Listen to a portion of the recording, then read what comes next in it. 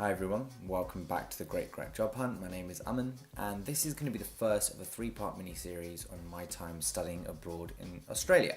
So today's episode I'm going to be talking to you guys about the application process, how I got my place to study abroad, how I prepared and how I got ready to move away from home. Next episode we're going to be looking at what it was like studying abroad, what was good, what was bad, what I'm going to recommend for you to do and not to do if you go abroad. And finally, I'm going to be telling you guys about the skills I gained from my experiences and how that's helping me with my search for my graduate job. Some of you may already know that I spent most of my final year at university in Brisbane, Australia. And the way that this came about was that I was notified of an opportunity by my university that I would have the chance to study abroad in my third or second year, depending, and for how long, depending on when I chose to go. And so this was something I'd always wanted to do, even well before I'd gotten into university. And the way it worked was that our university gave us a list of different countries we could choose from. And there were quite a few countries that were in Europe, so they were part of the Erasmus scheme. So for example, France and Spain, Germany, I think even Poland as well, to name a few.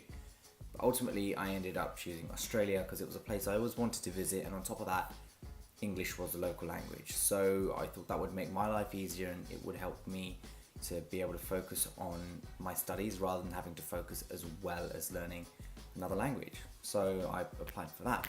But the application process was pretty straightforward. After I picked my country that I wanted to go to, then I had to choose which university in Australia I wanted to go to. And it was quite simple to apply. I had to apply through my foreign Australian university's official website, create an account and launch my own sort of career portal there, so then I could send my application through. And my first and second year university grade transcript were given to the university so they could be converted to the Australian equivalent alongside a reference, and unfortunately I was accepted for a place. The thing is, you have to remember that this does depend upon the availability of other students coming here, because it is an exchange program. So while I went to my foreign university, there needed to be someone else to come to my university, so thankfully there was. So after getting the place, it wasn't just all smiles and celebrations. There was a lot of stuff that I needed to get sorted before I went. So obviously the most important thing is finding a place to live. So I had to find a few places and I had to bear in mind quite a few factors. So proximity to the university, how close it was to the city, nearby facilities, what was included in the bills, and I needed to find something within my budget. So finding a place to live was very important. Also, going to Australia or whatever country you do choose to go to, there are some very important prerequisites that are compulsory that you need to ensure that are done. So before going to Australia, I needed to get compulsory medical insurance through the government, which I had to sort out. And on top of that, the visa was really important because obviously without it, I would not be able to go to the country. But this was quite important for me as I was told it would take up to 6 weeks to process, by which time I would have already had been in Australia. But fortunately it did come early because it was done electronically. But you need to try and make sure to stay on top of those things if you do.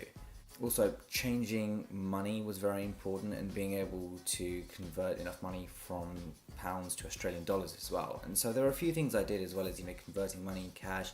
Also took traveller's checks because they were a safe way of carrying money. But one investment which I made, which I could recommend to you guys, is using an international money card. So it was essentially just a debit card that I could top up with pounds sterling to whatever currency in the world, and that would give me a live rate each day, and so that saved me having to carry around cash all the time.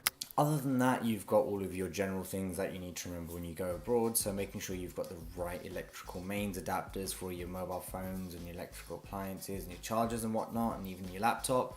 But one thing which is really important to me was that my mobile provider here in the UK, my phone network, they gave me a period of roaming for about 60 days, and that enabled me to use my phone abroad.